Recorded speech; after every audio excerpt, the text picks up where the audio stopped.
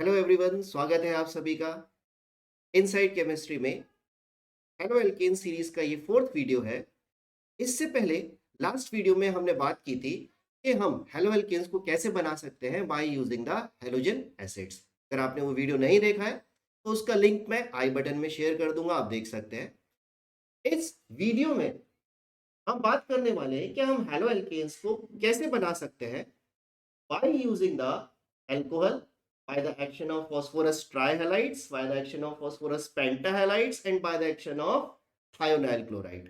So without wasting the time, let's start inside chemistry.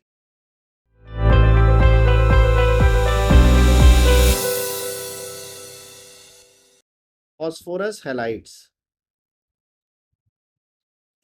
दो type के रहते हैं।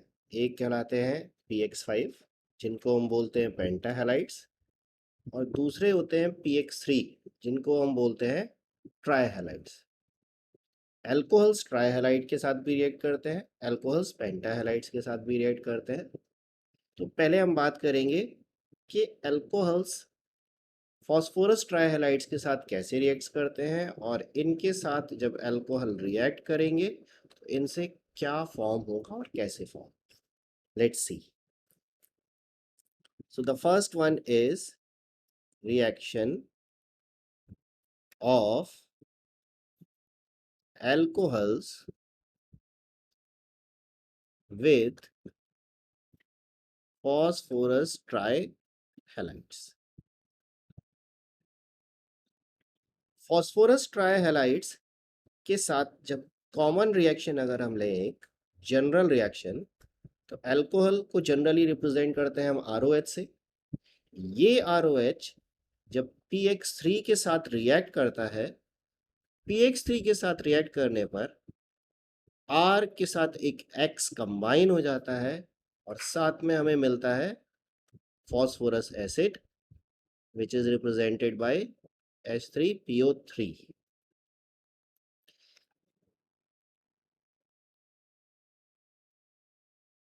H3PO3 का नाम अभी मैंने बताया था आप लोगों को, phosphorus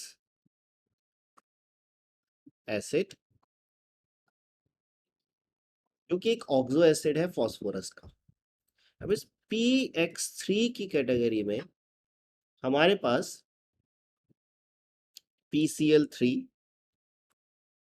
PBr3, PF3 and PI3 चार डिफरेंट फॉस्फोरस ट्राइहेलाइड्स होते हैं। फॉस्फोरस ट्राइहेलाइड्स में से हम PF3 के साथ कोई भी रिएक्शन नहीं लिखते, क्योंकि फ्लोरो डेरिवेटिव्स के साथ जितनी भी रिएक्शंस है या फ्लोरो कंपाउंड्स की प्रिपरेशन है, वो सारी की सारी हमारी विगरस और वायलेंट रिएक्शंस है। तो इसलिए हम जिन तीन हैलाइड्स का यूज करेंगे वो PCl3 है, PBr3 है, PI3 है। बट इन तीनों में भी PBr3 और PI3 जो है, ये दोनों अनस्टेबल कैटेगरी में मिलते हैं। तो इसीलिए इनको जब भी यूज किया जाता है तो ये प्रिपेयर किए जाते हैं ड्यूरिंग द रिएक्शन।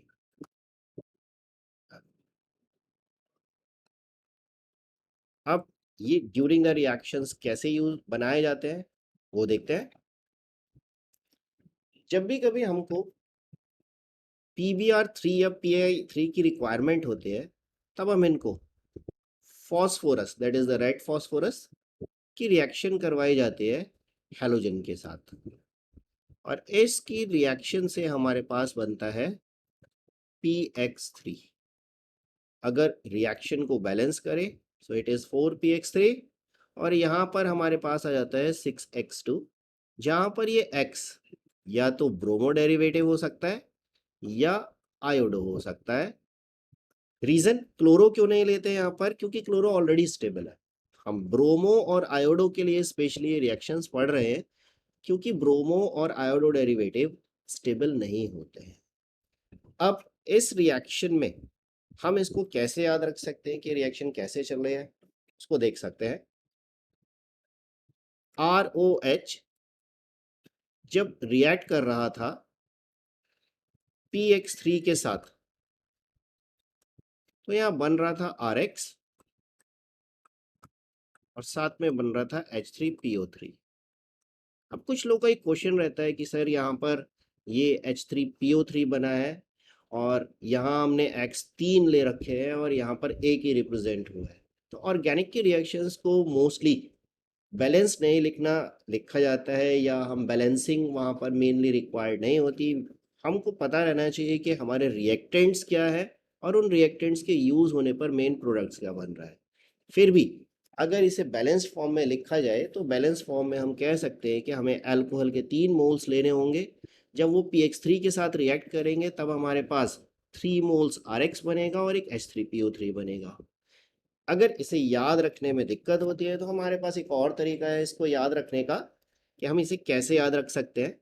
हाँ, इस रिएक्शन को समझने या याद रखने के लिए हम एक तरीका यूज कर सकते हैं जिसमें हम शो कर सकते हैं कि हमारे पास जो फास्फोरस है उस फास्फोरस में 3 PX बॉन्ड एग्जिस्ट कर रहे हैं और एक लोन पेयर प्रेजेंट है फास्फोरस के पास।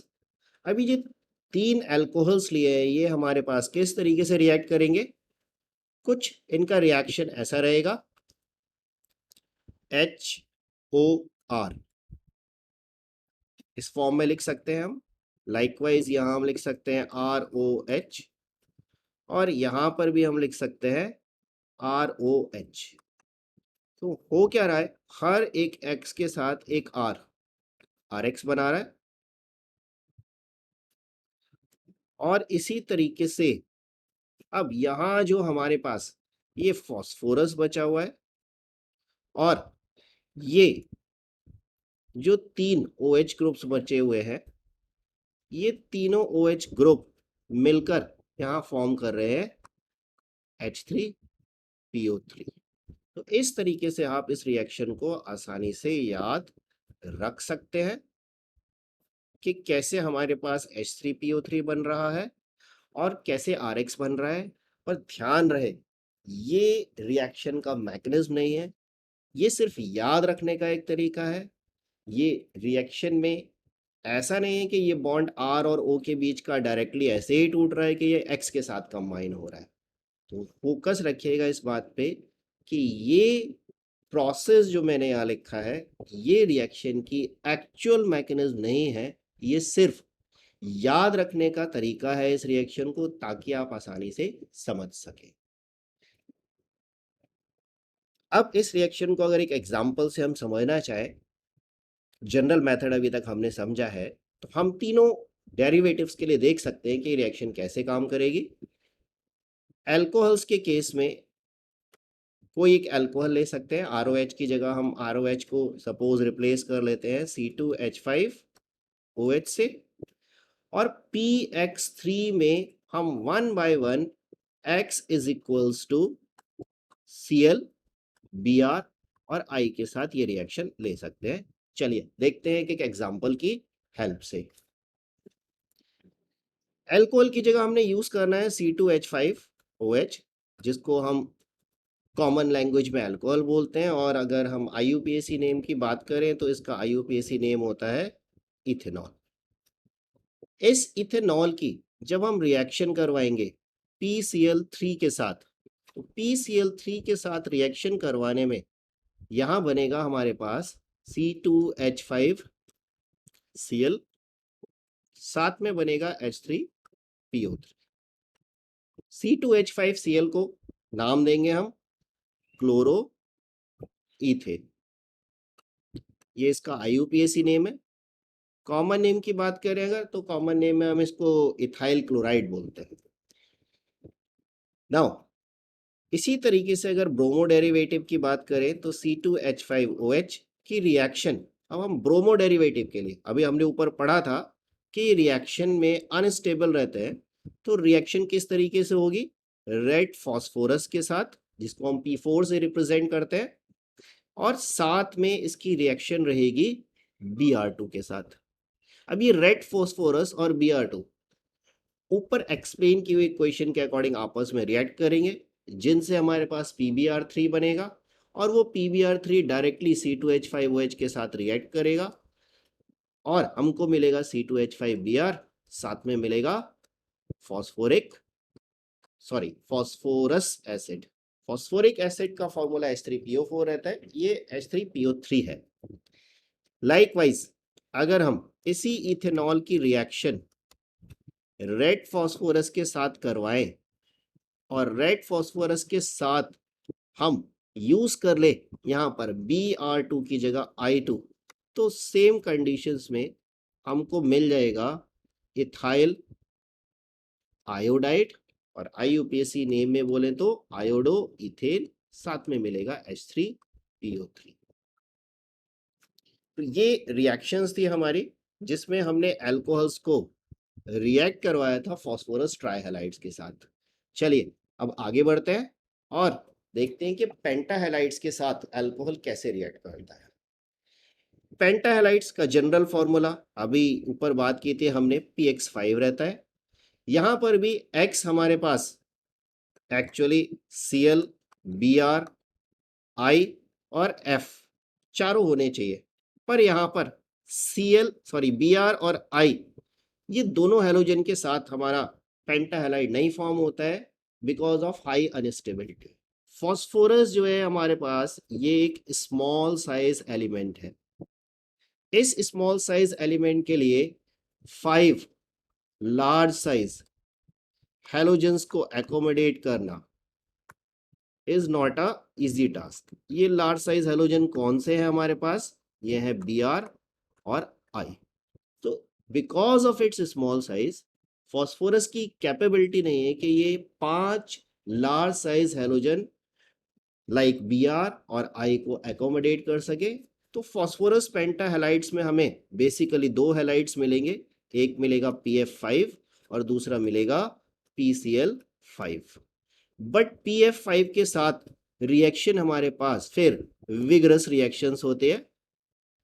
जब भी कभी एक अल्कोहल फॉस्फोरस पेंटाहैलाइड्स के साथ रिएक्ट करता है, पेंटाहैलाइड में क्योंकि केवल हमें क्लोराइड ही लेना है तो PCl5 के साथ डायरेक्ट रिएक्शन लेते हैं हम यहाँ, तब ऊपर की तरह यहाँ पर भी एक क्लोरो एल्केन बनेगा। क्लोरो एल्केन के साथ यहाँ 2 प्रोडक्ट बनेंगे, एक बनेगा HCl और दूसरा बनेगा साथ में POCl3। POCl3 को हम अगर नाम दे तो उसका नाम रहता है phosphorus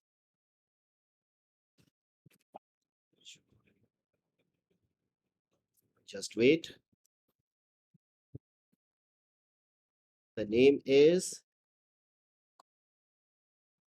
phosphorus oxy trichloride. HCl को आप सब लोग जानते हैं, हाइड्रोक्लोरिक एसिड कहते हैं, और ये RCl हमारे पास कहलाएगा क्लोरो एल्केन। अब इस रिएक्शन के इन तीनों प्रोडक्ट्स को हम कैसे याद रख सकते हैं इस अल्कोहल और इस PCl5 के स्ट्रक्चर से, आइए देखते हैं। PCl5 पेंटाहैलाइड 5 बॉन्ड बनाएगा Cl के साथ, 1 2 3 4 एंड 5। अब क्योंकि यहाँ फॉस्फोरस का हाइब्रिडाइजेशन sp3d होता है, इसकी ज्योमेट्री ट्राइगोनल बाइपिरामिडल रहती है। ये रिएक्ट कर रहा है अल्कोहल के साथ। तो इस रिएक्शन में हमारे पास क्या हो रहा है कि जो अल्कोहल है उस अल्कोहल में से HCl, एक H एक Cl के साथ HCl बना रहा है, 3 हैलोजन एक फॉस्फोरस और एक ऑक्सीजन मिलके POCl3 बना रहे हैं, और ये R हमारा कनेक्ट हो रहा है Cl के साथ जिसके थ्रू RCl बन रहा है। इसको और भी आसानी से याद रखने का एक तरीका है, अगर हम इस स्ट्रक्चर को कुछ इस तरीके से लिखें ROH और PCl5 को कुछ इस तरीके से डिनोट करें हम PCl3, जस्ट वेट, हम यहाँ PCl5 को कुछ ऐसा लिख सकते हैं that PCl3 Cl and Cl। तो जब भी ये दोनों कंबाइन होंगे, कंबाइन होने पर दोनों मॉलिक्यूल्स को हम 3 पार्ट में डिवाइड कर देंगे। One is this, second one is this and third one is this. इस सिचुएशन में हमें क्या करना है, पहले पार्ट के दोनों हिस्सों को कनेक्ट कर देना है, दूसरे पार्ट के दोनों हिस्सों को कनेक्ट कर देना है और मिडिल वाले पार्ट के दोनों हिस्सों को एक दूसरे के साथ लिंक कर देना है। देखिए अब जब इन्हें लिंक करेंगे तो क्या बनेगा, यहाँ एक RCl बनेगा, एक बनेगा POCl3 और एक बनेगा HCl। So in this way आप लोग इसे आसानी से याद रख सकते हैं कि ये रिएक्शन कैसे होगी। आप चाहते हैं इस रिएक्शन का मैकेनिज्म पढ़ना तो कमेंट सेक्शन में मेंशन कीजिए, मैं इस रिएक्शन के मैकेनिज्म पर अलग से एक वीडियो बना सकता हूं, क्योंकि फिलहाल CBSE सिलेबस में हमारे पास इसका मैकेनिज्म नहीं है, इसलिए मैंने उसको यहाँ इंक्लूड नहीं किया है ताकि आप लोग आसानी से पढ़ सकें इसको। तो ये मेथड था हमारा जिसमें हमने हैलो एल्केन्स को प्रिपेयर किया by using alcohol and phosphorus halides. इसके अलावा अल्कोहल से एक और मेथड है जिसमें हम हैलो एल्केन्स को बना सकते हैं और ये स्पेशली यूज किया जाता है क्लोरो एल्केन्स को प्रिपेयर करने के लिए। आइए देखते हैं ये मेथड कौन सा है। इस रिएक्शन में हमारे अल्कोहल्स की रिएक्शन जो रहती है वो रहती है SOCl2 के साथ। इस SOCl2 को हम बोलते हैं थायोनाइल क्लोराइड। इस थायोनाइल क्लोराइड के साथ जब अल्कोहल की रिएक्शन रहेगी तो क्या रिएक्शन रहेगी वो देखते हैं। अल्कोहल SOCl2 के साथ रिएक्ट करने पर फिर 3 प्रोडक्ट बनाता है, एक RCl क्लोरोएल्किन, साथ में बनेगा SO2 that is sulphur dioxide और HCl बनेगा। अब बड़ी इंपॉर्टेंट बात यहाँ पर कि ये जो SO2 और ये HCl है ये दोनों के दोनों गैस फॉर्म में प्रोड्यूस होते हैं, जिसकी वजह से ये रिएक्शन मिक्सचर को एस्केप कर देते हैं और रिएक्शन मिक्सचर के एस्केप होने की वजह से जो हैलो एल्केन्स हमारे बनते हैं ये हमारे प्योर फॉर्म में मिलते हैं हमको, इनके साथ इम्प्योरिटीज नहीं होती। इसीलिए इस मेथड को बेस्ट मेथड माना जाता है for the preparation of chloro alkanes. So this is one of the best method. ये एक रीजनिंग क्वेश्चन भी बोर्ड में रहता है कि why thionyl chloride is preferred over the phosphorus chloride for the preparation of chloroalkanes। अब इस reaction में डायरेक्ट रिएक्शन ऐसी तो बुक में भी लिखी हुई है, आप सब लोग याद कर सकते हैं, पर इसे हम आसान तरीके से कैसे याद रख सकते हैं फिर से देखते हैं। आसान तरीके से याद रखने के लिए फिर इस मॉलिक्यूल को हम लिखेंगे RO और H के फॉर्म में, यहाँ SOCl2, सो SO के साथ 1 Cl एंड another Cl। फिर से दोनों मॉलिक्यूल्स को हम 3 पार्ट में डिवाइड करेंगे, पहला पार्ट, दूसरा पार्ट और ये तीसरा पार्ट। इसमें फिर हमारा वही पुराना लॉजिक या फंडा जिसे हम कह सकते हैं, लॉजिक नहीं फंडा कह सकते हैं, RCl के साथ कंबाइन होगा बनाएगा RCl, SOO के साथ कंबाइन होगा और बनाएगा SO2, HCl के साथ कंबाइन होगा और बनाएगा HCl। So in such a way you can remember this reaction. इस वीडियो में इतना ही, बाकी की रिएक्शन के लिए नेक्स्ट वीडियो में मुलाकात होगी।